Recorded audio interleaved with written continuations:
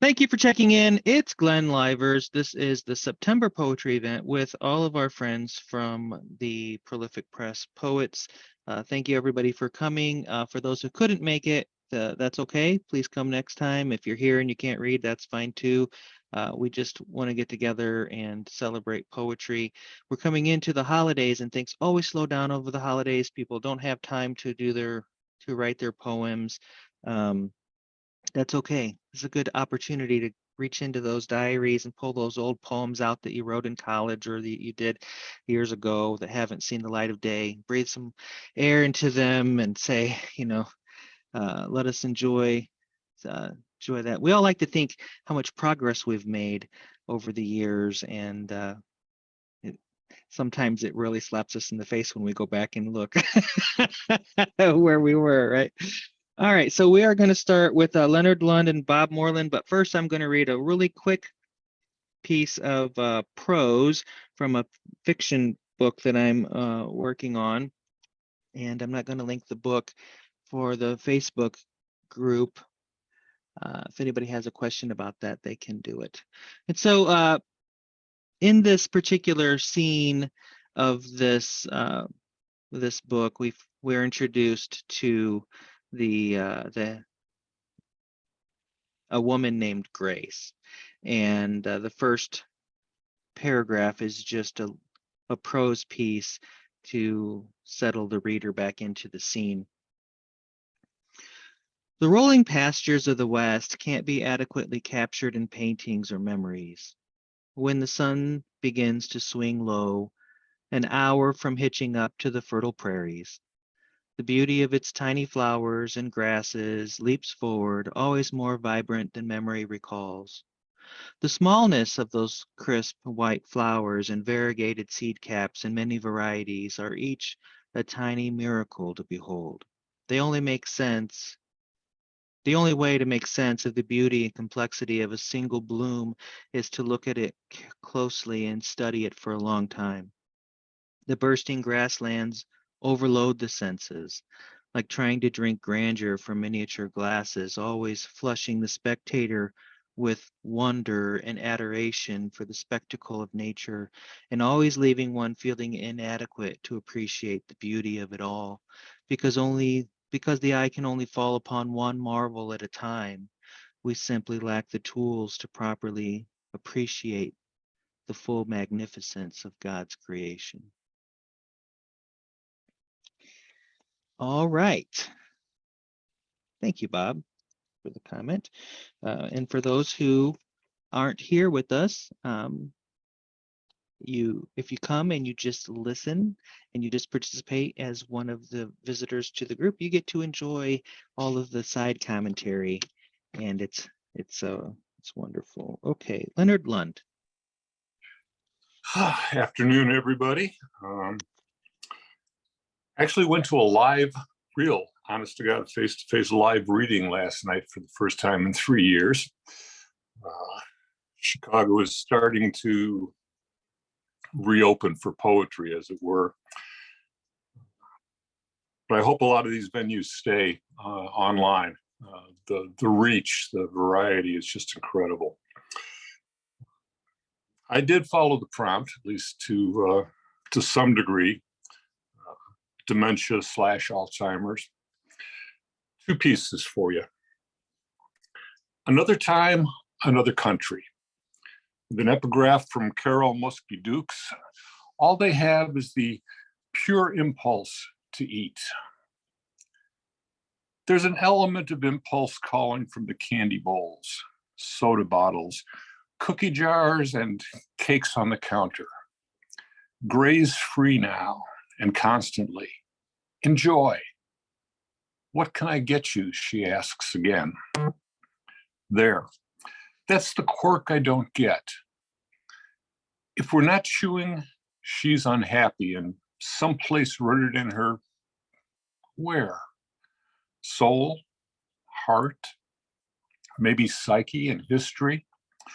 Where does this impulse hide? I'll never map the landscape. It's just is. a child of immigrants, a deserted wife. We never talked about the past hurts. Now she can't remember yesterday, leaving bowls of past forever empty. The value of knowledge. Nelson knows a lot, more than many, about the chosen reservoir, about December of 1950. He's there now, once more, again. On this May afternoon, this unseasonably hot, deceivingly beautiful day in a commuter suburb of Chicago. Today we'll study Korea, children. The South is our friend, the North no one's comrade. Yes, I know, love one another. Please don't ever forget those words, even if you remember nothing else. I brought you some kimchi fried rice, some Bingray banana milk. You'll recognize the taste, but likely not the mix of hanja and hangul wrapped around the bottle. Nelson doesn't know about missing toes, the phantom strike of midnight pain, mimicking frostbite in a fool's sunshine that won't stop fresh piss from icing. He doesn't know about missing friends. They're not waking in the snow. They're not getting up after the sniper, the artillery round, the soulless cold in the world he occupies right now. Despite the presence of family right here, these things in his mind are only beginning. Today at recess, you will not fear the airplanes coming to O'Hare and Midway. We'll study him and there another time. You won't think twice, perhaps not once, about the backfire and rattle of a truck. Until then, please pay attention. These are the lessons Nelson wrote for you. If you get drowsy on this fine May day, I promise not to slant by hand, and surely not the classroom yardstick on the surface of your desk. Thank you all. Thank you. So it's a tough subject, this Alzheimer's thing. I Yeah. get a lot of them in my in the slush pile. Okay, Bob. Okay, let's see here. So I do have one that follows the prompt and one that's a little lighter. Harbor House residents, Sunday afternoon. Mother's Day, and you cannot say the simple I love you. Through dementia's darkest fog, the stroke has taken a little more away. Remember rocking chair, sunshine, content babe in your arms, suckling at peace, innocent of the outside world that awaited? You bandaged our knees, kissed the boo-boos to make them well, salving self-esteem when we were broken, with milk and chocolate oatmeal cookies. All my life I looked to my father, approval never spoken. He could not. You love the moments away, and sun-dappled summers and butterfly kisses.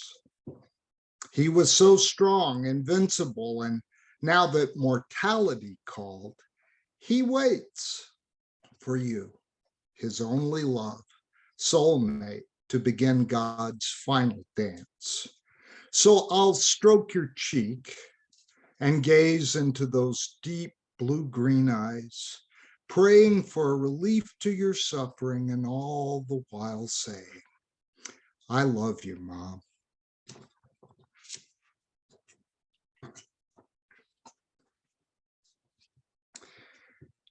And this, one of the great fodder for good poetry or poetry, I better not use the adjective, are the names of the full moons. October is the hunter's moon. So this is actually 5 haiku strung together. No, I won't read them all twice. But it's called Hunter's Moon. Bone-chilling twilight, sunset past, await moonrise, stars withholding warmth. Frozen ice fields crack, bobcat prowling hungrily, snow dampens footfalls. Full moon apex climbs, darkest night becomes daylight, friend, foe together. Great horned owl questions, mate across meadow replies, field mice best beware. Orion journeys, constellations attending, stillest winter night. Thank you. Very nice. Thank you for that.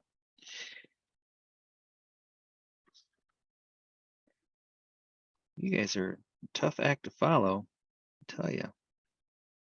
Michael Flanagan. Hi, I have a couple on Alzheimer's. I think I mentioned last month I kind of fallen into a Tonka site in the UK, and they also once a week have a high bun. So I've been trying them out, and so here's a couple. As a brand new corpsman, I was assigned to a sick officers ward where wounded from Vietnam, retired from World War II, and the really elderly retired, often with senility, kept their beds. Especially at night when the demons come out, I kind of lost sense there. Anyway, late at night, they refought their wars, taking wounds again, losing boys again, crying out loud. The other one is, in college, I worked nights in a psych ward, which was mostly drunks and their DTs from Syracuse, or old folks with what we called in those days senility. I just thank God that my time in that wing of hell was short. I still wonder when they stare out the window, do they see a good place? And for me, he would eat only orange Jello and then only for mommy. So that's it. I like the verisimilitude when you throw the word Syracuse in there, because it's just, well, I don't know that, oh, you guys do, everybody in this room seems to really put their poems in a place, or something, but I don't see this strength of this kind of work in the slush pile very often. That, you guys are just such a good group. Okay, Peter, your IMCO.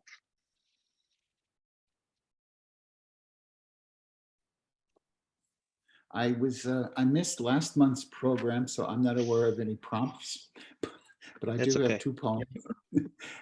First one is going to appear in the autumn issue of Third Wednesday magazine. It's called Cemetery Mass.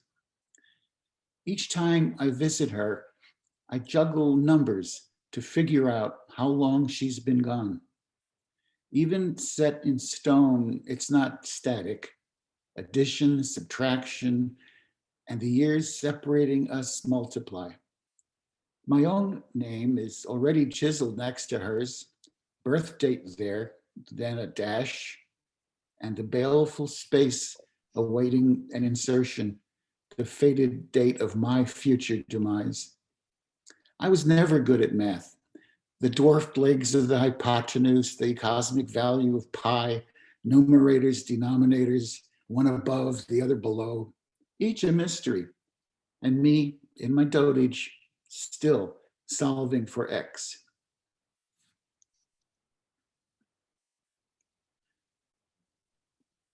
And my new one is called There is a Light That Does Not Illuminate. Where there is no light, some create their own, not to illuminate, but to endure. In deep oceans anglerfish lure with a dangling bulb of glowing flesh. Dinoflagellates, cephalopods, phytoplankton, all live lucent lives of harlequin radiance. While on the beach, a solitary walker. With not far to see on a morning like this, with fog thick and ivory as cream, she holds her dog close to her side, her thoughts beckoned inward to fathom the never-ending rush of days, the ever-amending geography of a world too loosely knit.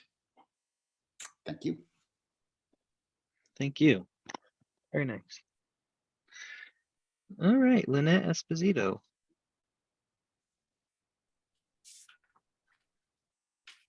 Hello, it's Lynette Esposito from Mount Laurel, New Jersey. You can hear me, right? Yeah, we can hear you. Okay. I did 2 poems. I did follow the prompt for one, but I'll read the first one first. I seem to have a fascination with roads anymore. It's called Safe Passage. The silver tongue of road laps miles and miles, talking secretly to tires that beat it back behind. What is it saying to this abuse? Go faster, slow down, or nothing. A silent guardian, unknown, whispering, be safe, be safer. Over and over and over again, it circles and twists and curves and forks until all goes silent, as it is distracted by a bird, a leaf, a dead animal on its shoulder, and crash. The guardian's voice goes silent. And the last one is on Alzheimer's. And I'm thinking, you know, when you start to lose your memory, which I think we start losing it from the time we're born, and we just know it later when we get old, that there's bright spots, and the bright spots are somewhat deceiving and somewhat we're grateful for. So this is what I wrote. Today, I put a Post-it note on my desk pad so I would know the date all day. Yesterday, I left the Post-it note too long on my desk and forgot what the numbers meant. Tomorrow, I am leaving a second Post-it note to change the dated post. My granddaughter, just turned 3, came and stuck them on her head and laughed. I wrapped my arms around her slim shoulders. Her granny was here for the moment, and I remembered it. That's it.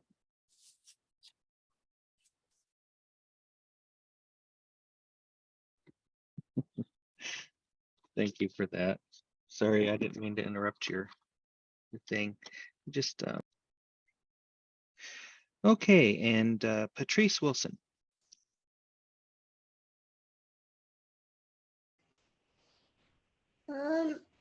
Just want everybody to know that I had to get up at 6 o'clock this morning to be here, and I'm glad I did that. Thank you. Let's see. I have one here that I've been trying to rework, and it's about loss of memory. It's called Where They Really Are.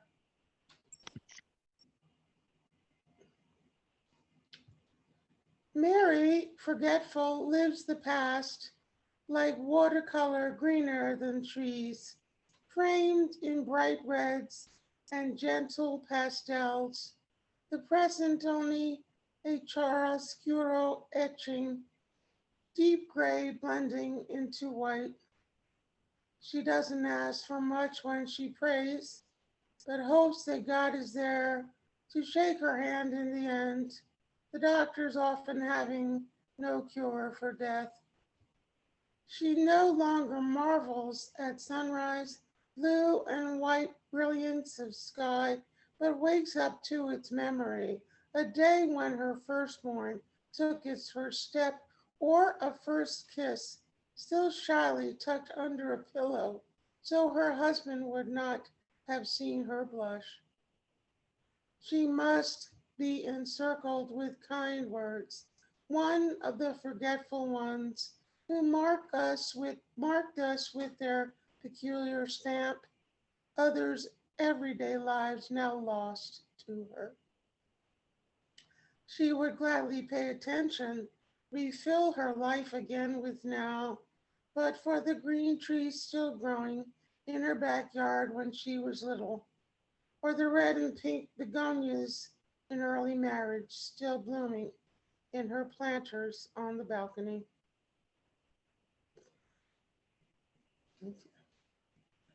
And let's see, I have one short one. It's not about Alzheimer's, it's about something that happens here in Hawaii in the fall. The Japanese have a tradition where they have an oban dance to remember the dead. And every time I've seen one of those, they have these beautiful lanterns all around the area where they're dancing, and it's outside. So I have this called Japanese lanterns. I tried to do a tanka. I ended up doing 57755. So I'm just gonna leave it there.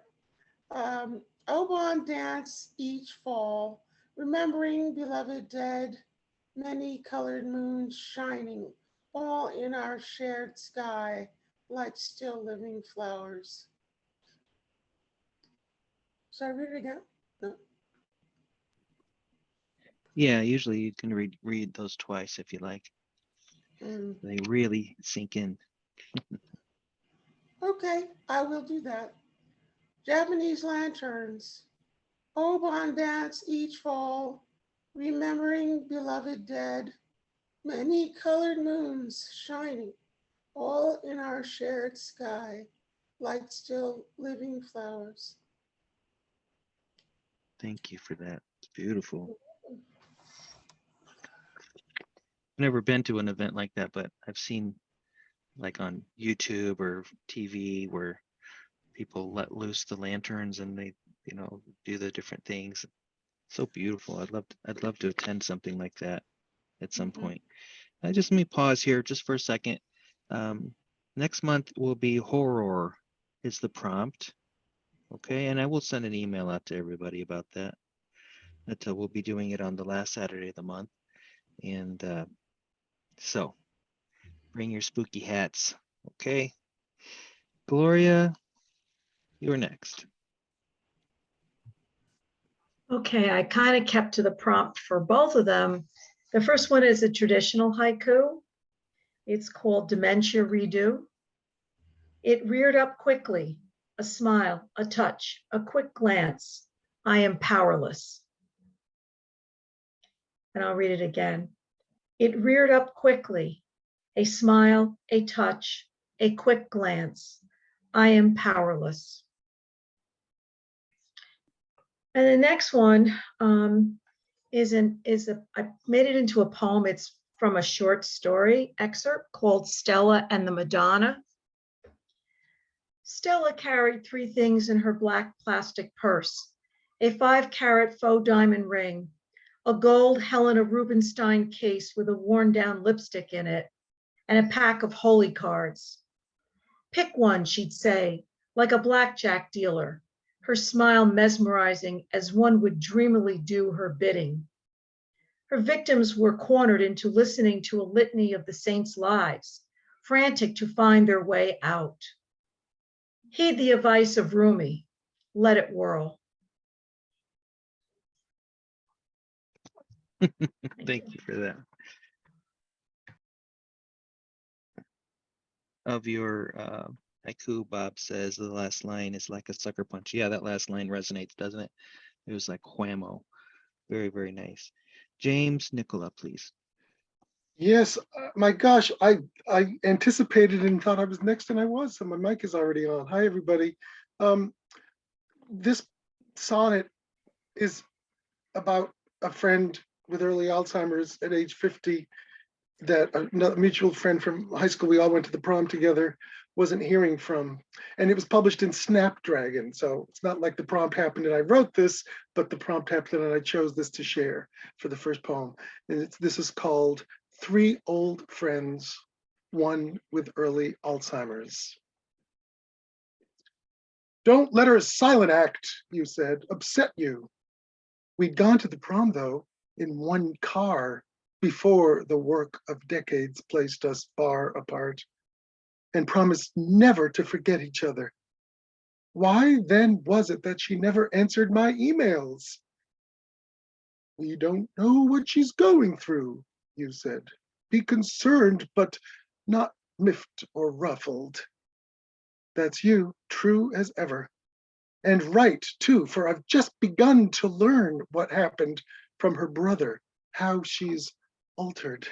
That nature plays, he said, the meanest tricks. She'd have appreciated your concern and friendship, which we know now never faltered, even in that time between two clicks.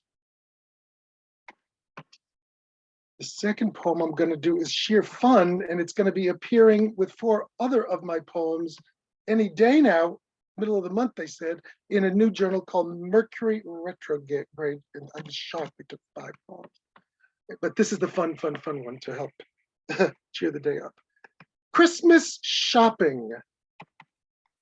Mid mazes of toys, tumultuous swirls of boisterous boys and accessorized girls recoil from the shout of this battered dad who starts lashing out, more scary than mad.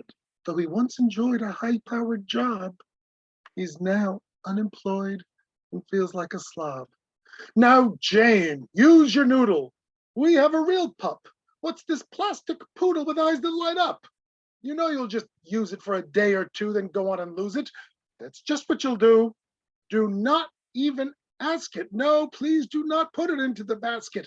Stop clicking my foot. Tom, put that away. That box isn't free. What's wrong with your PlayStations 1, 2, and 3? You do not need 4. This is not a joke. Don't start acting sore. I'm tired and we're broke. The kids start to cry. He reddens and burns and would rather die as everyone turns, including the missus who gives him her back. Unbearable this is, so he starts to crack. Replaces the puppy, the PlayStation 2, for what is a yuppie supposed to do at Christmas but buy what no one will need?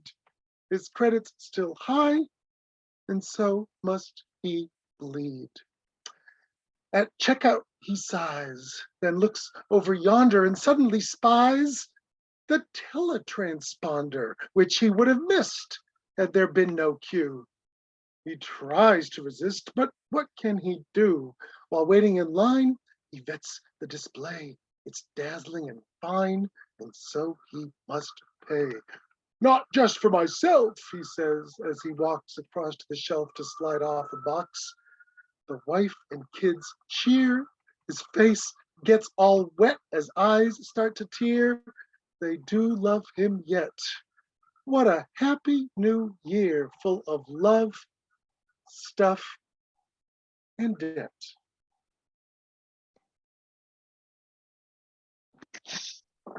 Oh, that was great.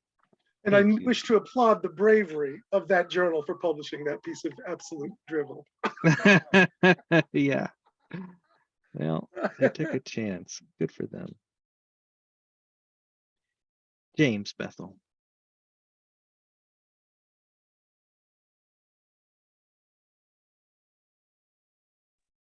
I had to find my unmute button. Hey, James, how have you been? Pretty good. The Alzheimer's thing has been in the background as I've been searching for something to share. It's not in the title or even included in the poem, but kind of between words, I suppose. The first one is the thing about time.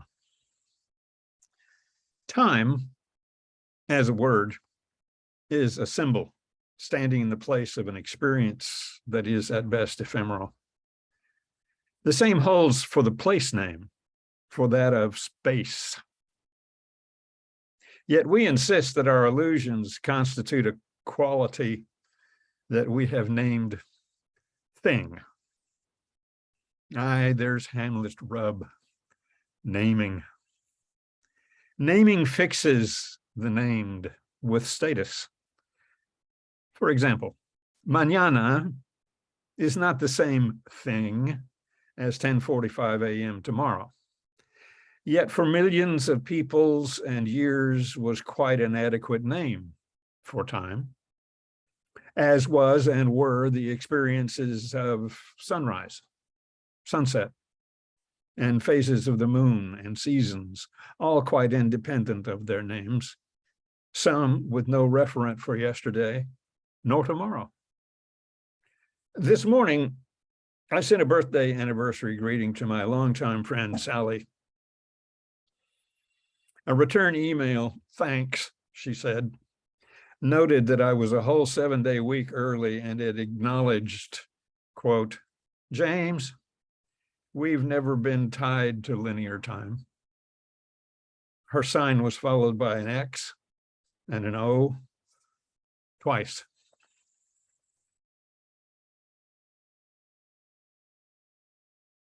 This one is entitled The Past Tense, the Future Perfect.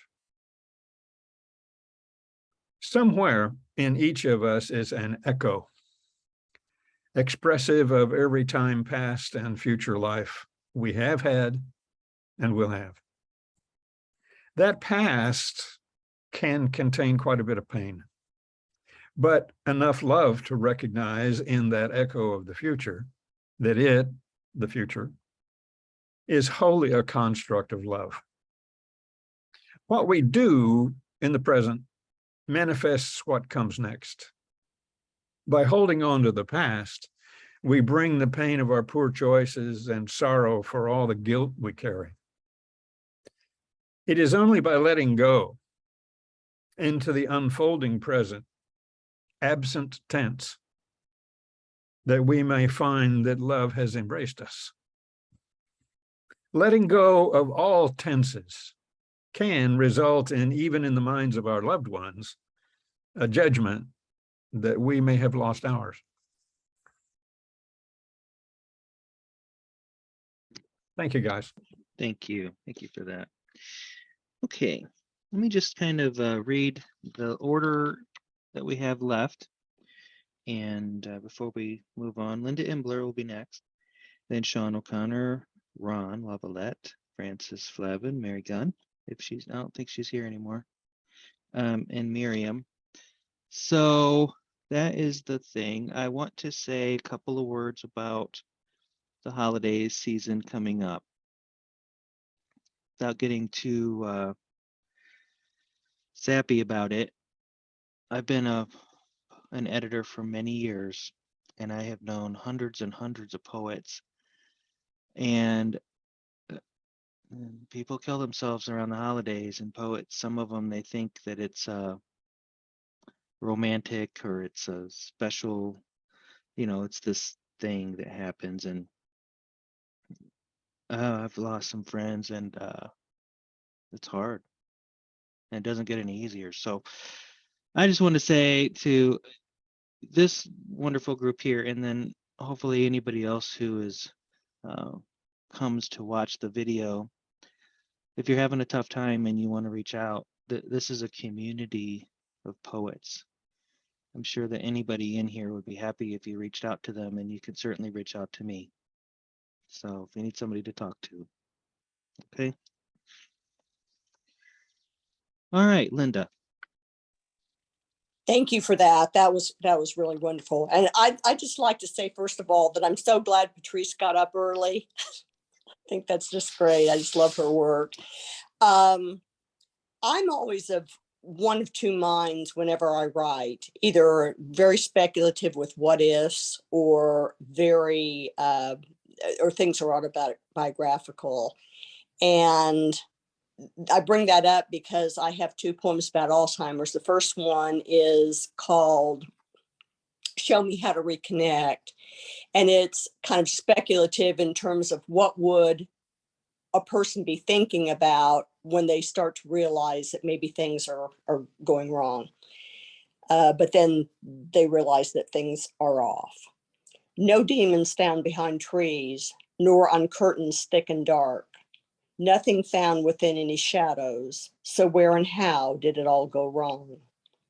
The world has shut itself off, no longer able to offer a song, but only the rot of once securely linked ropes. Advancing, all becomes subdued from within, the disassembly of fairy tales and least remembered dreams, making me indifferent to the memory of things long enjoyed. I continue to seek input on how to reconnect all things. Show me how. Thank you. This next one is the autobiographical one. It's called Tapping His Memories.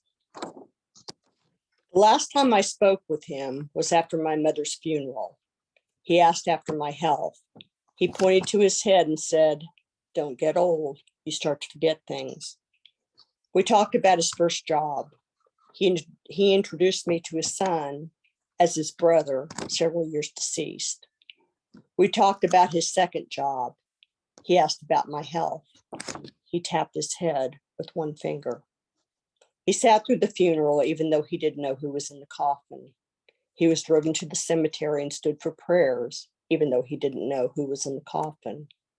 He placed a red rose atop the casket, even though he didn't know who was in the coffin. We talked about his chores on the farm when he was a kid. He asked after my health. He tapped his head with one finger. He told me he was going back home with his brother for the night, but he needed to call his wife, my mother, and tell her he would be back tomorrow. He asked after my health. He called her cell phone daily for quite a while, first from his son's home, then from his new assisted living residence. He left messages on her voicemail saying he would be home tomorrow, until he forgot about the funeral, the prayers, the rose, the casket, and even her. Thank you. Oh, man, that's devastating. Yeah, that was a hard one. And the repetition is a necessary part of that. It works. I mean, from a mechanic's point of view, Yeah. it's difficult, and it just drills in like a bore, you know. Yeah. Thank you, everybody. Yeah. Thank you. Yeah, we love you for that. Thank you for sharing. That was rough to hear, and so well done. God bless It you. was rough to read, but I got through it because I knew I had people there that had my back. So thank you, everybody. Thanks. We do have your back. Yeah. Okay, Sean O'Connor, please. Hi, everyone. Greetings from Ireland, Tipperary, where it's not too late, Bob, by the way. Thank you very much for pointing that out. I appreciate it. It's only about 7 o'clock in the evening here, so it's fine. Thanks. But I usually get up at midnight, or not get up at midnight. I usually go online at midnight to talk to people in America. But I have to say, before I say anything else, it's a really emotional reading tonight. And I don't think it's just the subject for some reason. I think it goes beyond that somehow. And I won't bore you with all the connections I'm hearing, but there's sort of weird synchronicity. One of them being Patrice and our mention of Obon. I'm going to read about my father who died with dementia, is the language we're expected to use, last January. And it just so happens I'm writing tanka and haiku about visiting his grave every week. And today I wrote one about his desire to go to Obon, which is just passed. It's just happened in August. And it really resonated with me. I have the tanka. I was working on it before I came online. So it's a weird set of synchronicities. And incidentally, somebody sent me a message today about Mercury retrograde. And then James mentioned it. There's a bunch of other things. I'll read. I'll stop now and I'll read.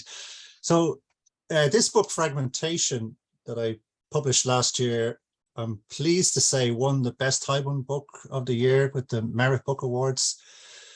And it is about dementia. It's about my father's dementia, more to the point. So I'll read two Haibun from it. And I hope the second one is a slight bit lighter. And I gotta say, if I don't mind me saying this, but I was a psychiatric nurse for years and I worked in dementia units and I absolutely loved it, as an aside. every minute of it. And I had a great journey with my father for the last 3 years of his nearly 4 years when he had dementia as well. And I actually say a lot of the time I quite enjoyed the relationship. We were great comrades together. We felt like we were going through a war together. But I'll read this first.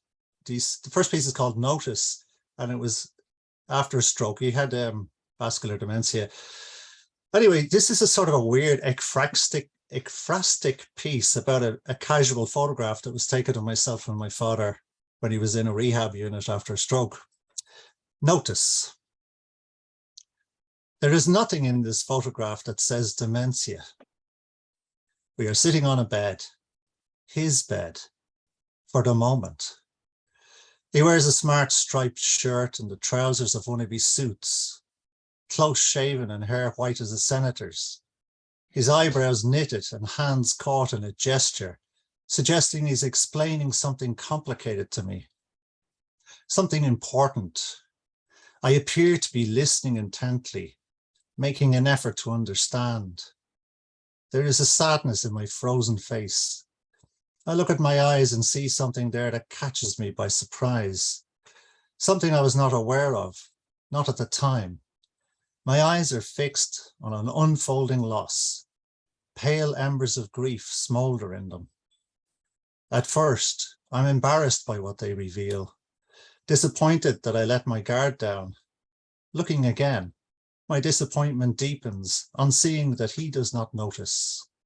He cannot notice. Part of me wants him to, or at least be able to. And part of me, a sunken part, knows that this is beyond us. Look at the picture, backlit, heavily exposed. In dying daylight, the screech of an owl, unanswered. Thank you. And the second piece is called Strife. Also, not so long after his stroke, but after he was confirmed as having dementia. Strive. 6 weeks after my father's stroke, I bring him out of the rehab unit to a cafe in the town.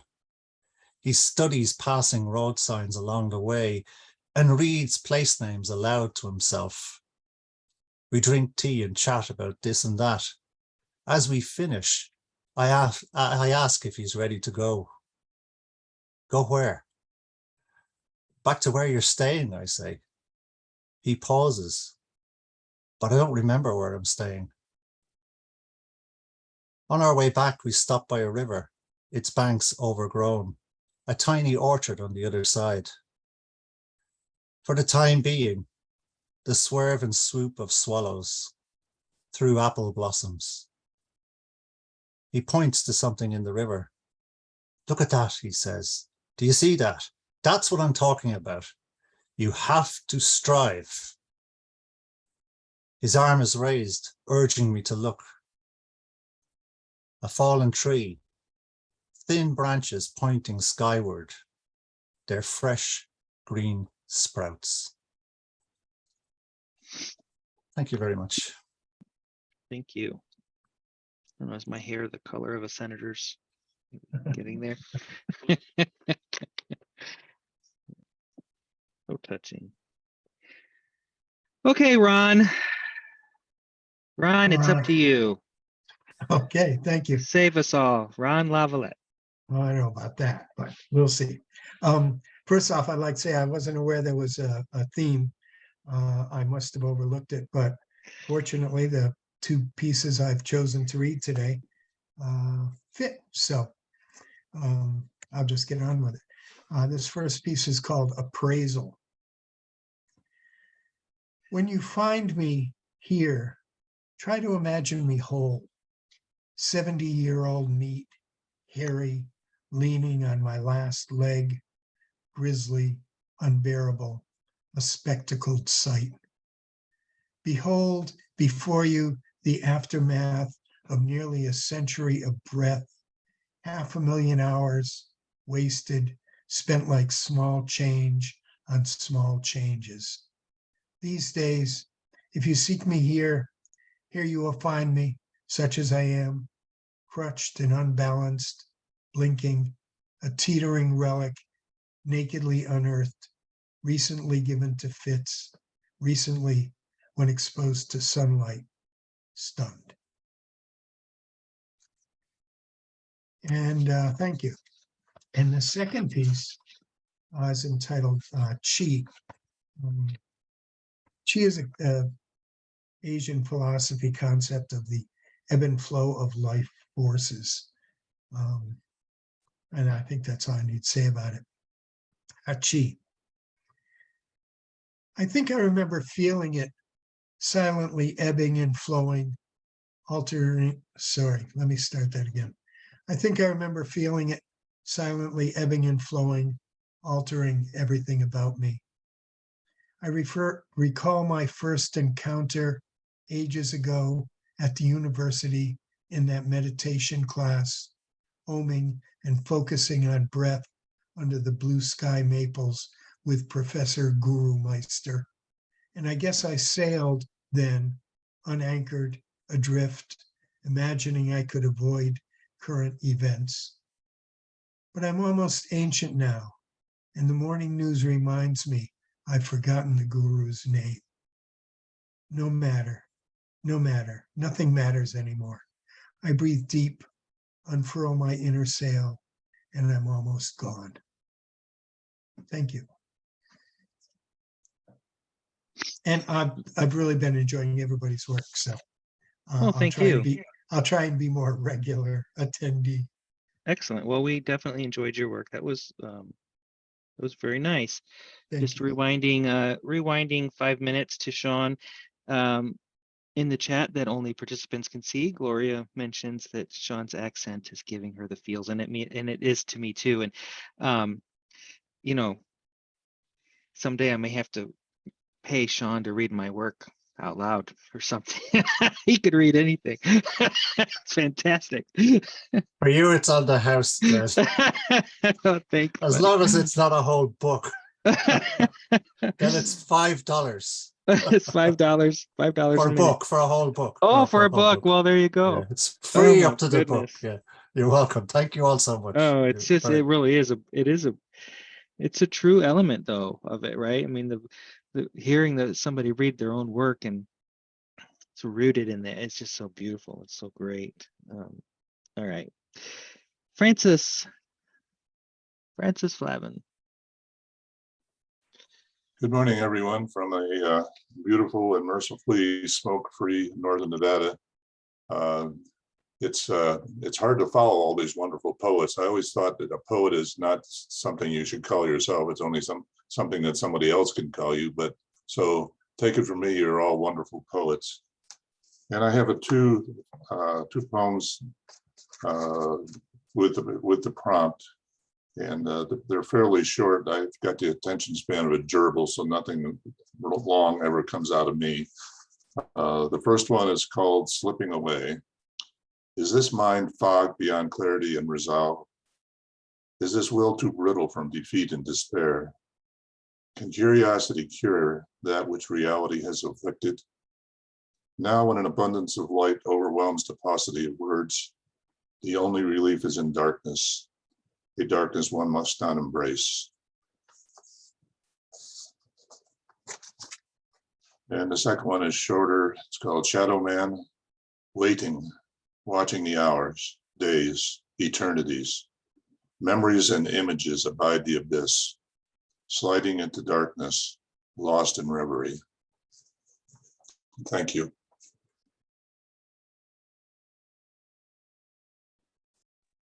Thank you.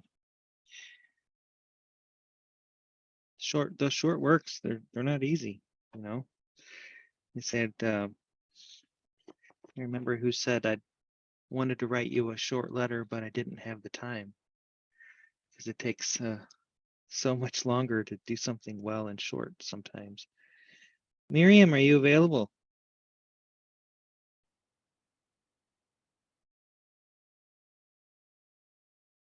Miriam, are you here at the moment? I am here and I am available. I was trying to multitask. I was trying to cook while listening to the wonderful poem.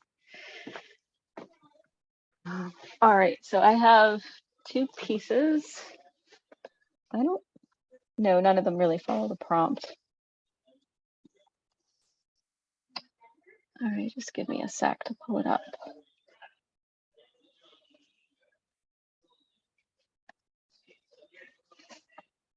Okay. His waiting hand. It was waiting for me when I got up to sharpen my pencil, but I didn't know. The crank, crank, crank of the pencil sharpener, the shuffle, shuffle of my feet as I made my way back to my desk, the screech I released when I felt something squeeze my 11-year-old buttock, a warm, prickly sensation, his cold laughter when I turned around. Years later, I had over 7 miscarriages. Years later, my father died from dementia. Years later, my mother unexpectedly suffered a major stroke. Years later, I still hear him laughing as I turn around.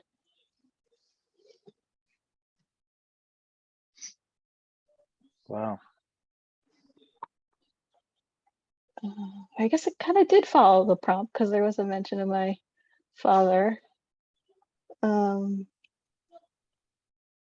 Let's see, I'll read another lighter one. Let's pluck the moon from the sky tonight. It's ready, perfectly ripe and round. We'll cut her into wedges, serve her on a silver platter to match her reflection, and season her with lemon juice and stardust. Crisp, dry, and sweet, we'll wash her down with a glass of wine. When we're done, we'll be suffused with her, satiated to our cores, every part of us glowing with her transcendent peace. Wow, well done. Nice balance on that, by the way. Okay, well, I think that's everyone. I don't think there's anyone here that didn't read. Thank you for all attending. Remember,